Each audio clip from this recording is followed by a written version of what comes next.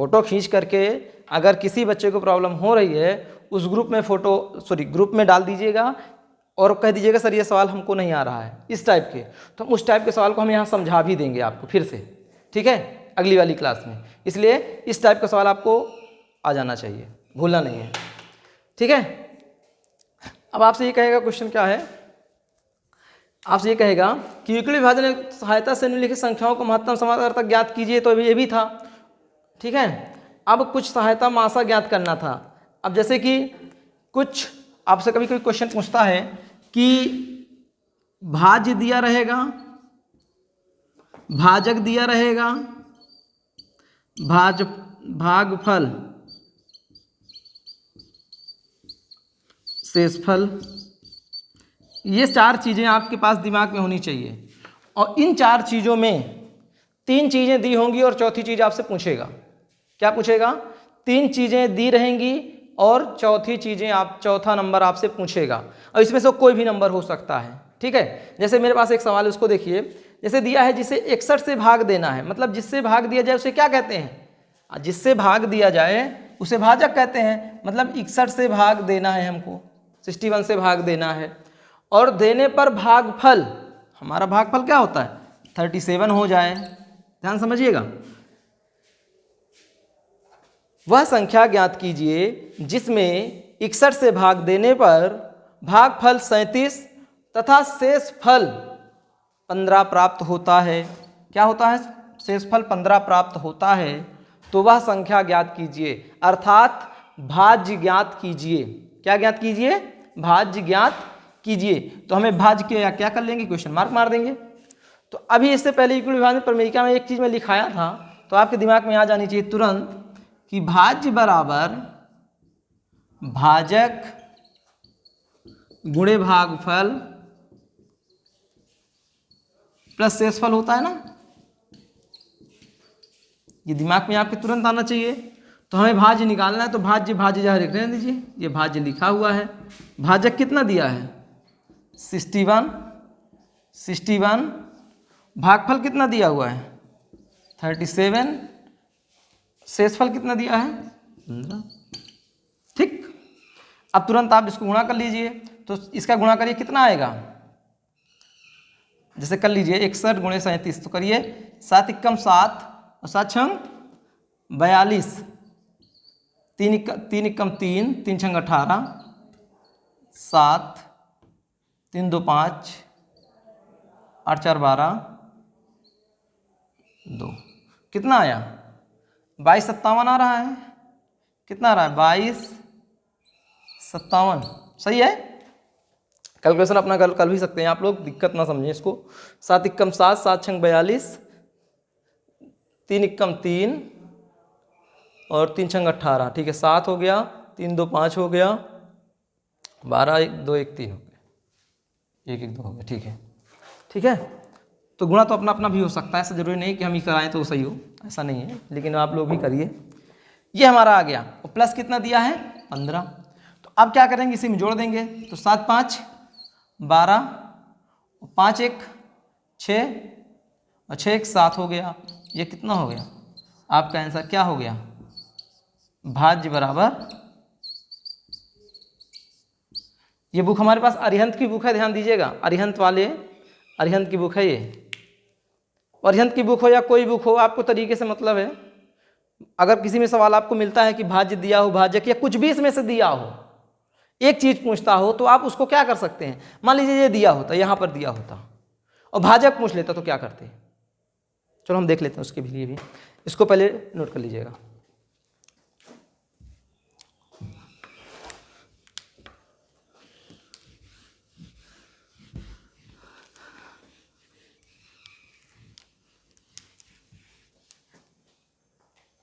जैसे कि इसमें मान लीजिए भाज्य दिया है, तो हमारा भाज्य दिया है, आपसे मान लीजिए भाजक पूछ लेता, तो भाजक बराबर हमारा क्या होता है? भाजक बराबर भाज्य माइनस शेषफल अपान में भागफल। ठीक। और भागफल पूछता तो तो भागफल पूछता तो भाज्य माइनस शेषफल अपान में भाजक। ठीक है, समझ बात आ गई।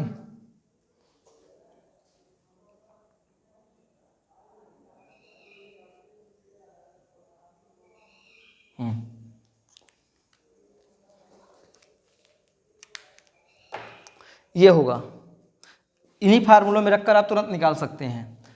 जैसे अभी इसको हम निकाले थे उसी प्रकार भाजक अगर पूछ रहा है तो इस फार्मूले को रख लीजिएगा, और भागफल पूछ रहा है तो ये। अब ये चीज़ थोड़ा सा कंफ्यूज करती है बच्चों को कि होता कैसे है। वह संख्या जिसमें भाग दिया जाए, वह संख्या जिसमें भाग दिया जाए, इसको थोड़ा सा कन्फ्यूजन दूर कर लीजिए जिससे दिक्कत ना आए आप लोगों को भाज्य, भाजक और भागफल में। ठीक है,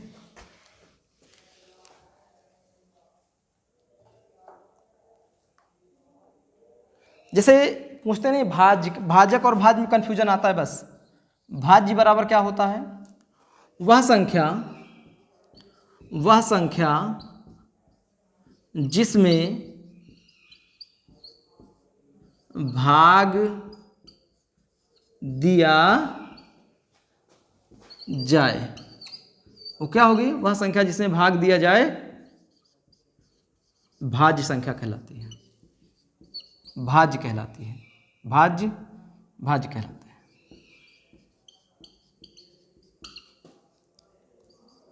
ठीक है, फिर भाजक क्या होता है, जिस संख्या से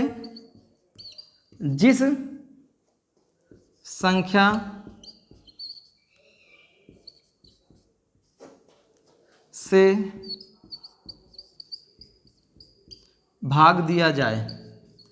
अब थोड़ा सा यहाँ ध्यान दीजिए, वह संख्या जिसमें भाग दिया जाए, और इसमें क्या ले, जिस संख्या से भाग दिया जाए, उस जिस संख्या में भाग दिया जाए, मतलब जिसमें भाग दिया जाए वो क्या होती है, भाज्य होती है, और जिस संख्या से भाग दिया वो क्या होती है, भाजक होती है। वो भाज्य, ये भाजक। और भागफल क्या होता है, भाजक द्वारा जितने बार हम उसको भाज्य को काटते हैं वो हमारा क्या होता है, भागफल होता है। और काटने पर भी अगर जो चीज़ नहीं कटती, जो बचती है, वो हमारी क्या होती है, शेषफल होती है, रिमाइंडर होती है। ठीक है, हाँ इतना जरूर देख लीजिए, क्योंकि ये कन्फ्यूजन सवाल में नहीं बताता कि ये भाजक है कि भाज्य। अब ये कि वह संख्या जिससे भाग दिया जाए, जिससे भाग दिया मतलब भाजक है वो। ठीक है, जिससे भाग दिया जाए मतलब वो भाजक ही है। ठीक है, और एक चीज और थोड़ा सा ध्यान देना, जैसे आपसे कभी कभी पूछता है अधिक से अधिक, अधिक से अधिक,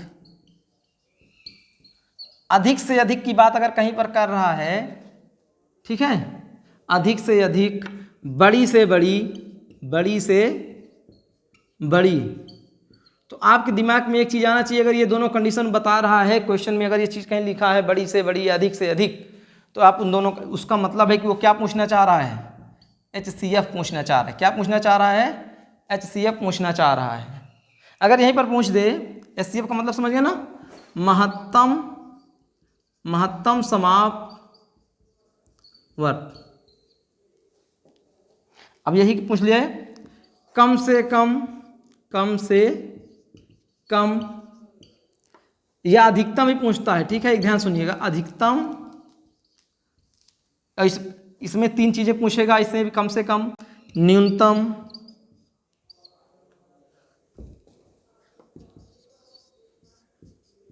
न्यूनतम, और एक छोटी सी छोटी, छोटी सी छोटी। ये सारी चीजें अगर पूछता तो हमारा क्या निकालना है, LCM। इसे बोलते हैं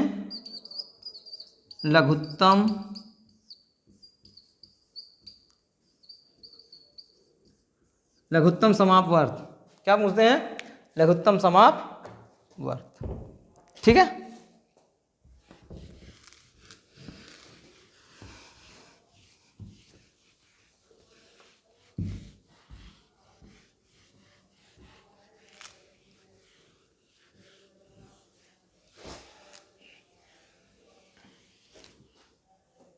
अब थोड़ा दूसरा क्वेश्चन देखते हैं। अब कह रहा है यूक्लिड विभाजन प्रमेयिका द्वारा ज्ञात करिए कि ए बराबर बी क्यू। यूक्लिड विभाजन प्रमेयिका द्वारा, ये कौन सा मार्कर आ जाता है जी, ए बराबर बी क्यू प्लस आर।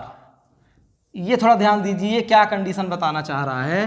आपको भी फिर बता रहा हूँ, वही चीज़ें बार बार रिपीट हो रही हैं, उसी टॉपिक को बार बार रिपीट किया जा रहा है, किताब में भी कहीं भी आप पढ़ेंगे वैसे भी। तो ये हमारा क्या बन रहा है, ये दोनों क्या बन रहा है, आर मतलब क्या हो रहा है।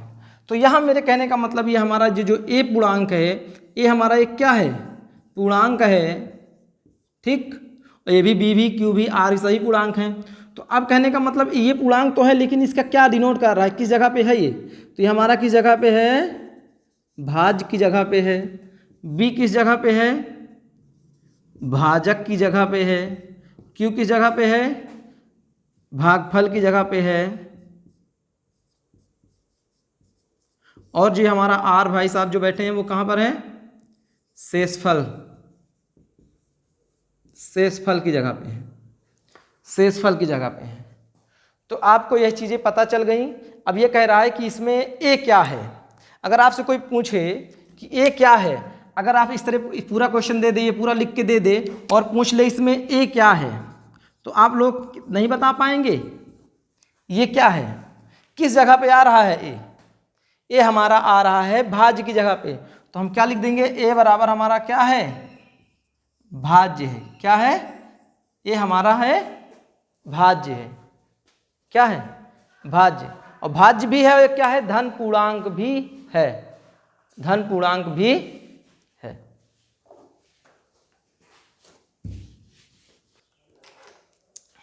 ठीक है, देखिए अब अगला जो हमारा 3 क्रमागत पूर्णांक संख्या से 6 से विभाजित होती है, ये वाला क्वेश्चन एक देखिएगा। 3 क्रमागत धनात्मक पूर्णांक संख्याओं गुणनफल 6 से विभाजित होती है। तो यह कथन सत्य है या असत्य। तो ये हमारा कथन क्या होगा, सत्य होगा। क्या होगा, सत्य। सत्य सत्य तो अपने सी बात होती है। अब थोड़ा सा इसमें ये हमारा एक क्वेश्चन ये पूछता है, दिखाइए कि, जब आप क्या बात करें, दिखाइए कि प्रत्येक धनात्मक विषम पूर्णांक, मैं आपको अभी विषम तो बताया नहीं था आपके बारे में, विषम मैं जो बता रहा हूं, विषम, सम, विषम, भाज्य, भाज्य, परिमेय संख्या और क्या कहते हैं, प्राकृतिक संख्या, पूर्णांक संख्या, ये सभी संख्याएं जो मैंने बताई, आपको पहले बता चुका हूं कि ये संख्या पद्धति का थोड़ा सा चैप्टर है, और संख्या पद्धति का मतलब पार्ट है। तो संख्या पद्धति के पार्ट को मैं 9th वाली पहला लेक्चर था, उसमें मैंने सारी चीज़ें क्लियर की है, उसको एक बार जरूर देख करके उसको शुरू करिएगा, क्योंकि सम, विषम, भाज्य, भाज्य उसमें है। ठीक है, तो विषम हमारी संख्या क्या होती है, तो आप थोड़ा सा विषम धन पूर्णांक, अब थोड़ा ध्यान समझिएगा। विषम धन पूर्णांक की बात करेगा, और विषम धन पूर्णांक हमसे पूछेगा, और हमें दिया क्या क्या रहेगा कि हमें 4q + 1 या 4q + 3, ये थोड़ा सा ध्यान दीजिए। ये इस तरह दिया रहेगा सवाल में, और सवाल में हमें सॉल्व कुछ भी नहीं करना, न इसका मान निकालना है, कुछ नहीं करना। हमें क्या करना है, माना P एक पूर्णांक है, अतः हमारा ये क्या दिया है, 4 दिया हुआ है, तो 4 लिखेंगे। तो हम क्या करेंगे, 1 2 3 तक लिखे जाएंगे। क्या लिखेंगे, 3 तक। तो अगर हम 3 तक लिख रहे हैं तो हमारा संख्या क्या बन रही है, ध्यान समझिएगा। एक हमारी संख्या, इसमें विषम और सम कौन सा है, ये दोनों संख्याएं क्या हैं, विषम है। अब मान लीजिए कोई हमारा P पूर्णांक है, ठीक है, P पूर्णांक है,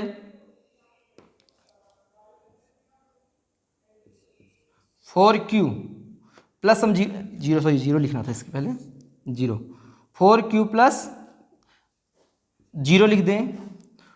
ये क्या लिखेंगे, ये चीज़ें, तो ये हमारी किस संख्या के अंतर्गत आते हैं। तो यहाँ पर इसको लिखने के बाद आप यहाँ पर लिखेंगे 0 लेने पर 0 लेने पर।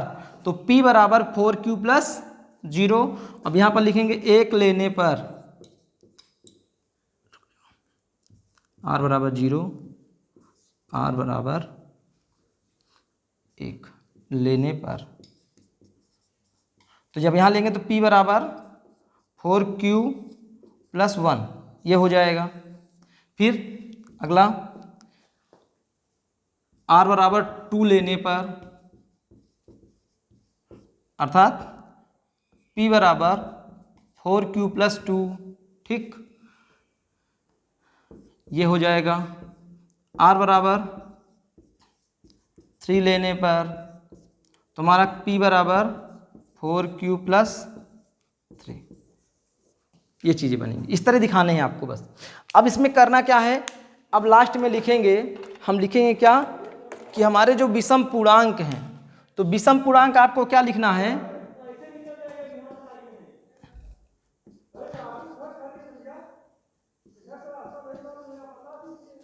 विषम धन पूर्णांक,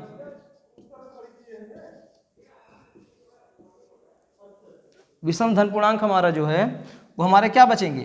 देखिए 0 जो हमारा, ये तो हमारा सम आता है, ये हम इसको नहीं लेंगे। ये क्या है, इसको लेंगे। ये हमारा क्या है, ये सम आता है, इसको नहीं लेंगे।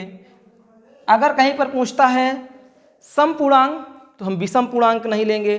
अब विषम पूर्णांक का मतलब है जिसके रिमाइंडर में, रिमाइंडर मतलब शेषफल में, आपको दिखाया था ना मैं कि इसका मतलब ही ये होता है। इसका मतलब आपको क्या बताया था अभी, ये जो हमारा P बराबर 4Q प्लस 1, तो P हमारा क्या है, भाज्य है, ये हमारा क्या है, भाजक है, और ये क्या है, भागफल है, और ये हमारा क्या बचता है, शेषफल हो गया। उसी प्रकार सभी में अगर हमारा शेषफल 1, 3, 5, 7 अगर ये सभी सारी चीज़ें आती हैं तो हमारे होंगे विषम पूर्णांक। अगर 0, 2, 4, 6 इस तरह के आते हैं तो हमारे क्या होंगे, सम पूर्णांक। अगर सम पूर्णांक बोलता है तो सम पूर्णांक लिखेंगे, विषम पूर्णांक काट देंगे, या काटना नहीं, ऐसे लिख लेना, लेकिन आपको नीचे लिखना पड़ेगा उसके लिए। इनको उठा करके इस वाले को यहाँ लिख लेंगे। तो दिखाना का, इसमें कुछ सॉल्व नहीं करना होता, बस दिखाना होता है बना करके बस। अब इसके बाद जैसे अभी दूसरा क्वेश्चन इसके बाद देख लेते हैं। ये तो समझ में आ ही गया होगा, अब दूसरा देख लेते हैं।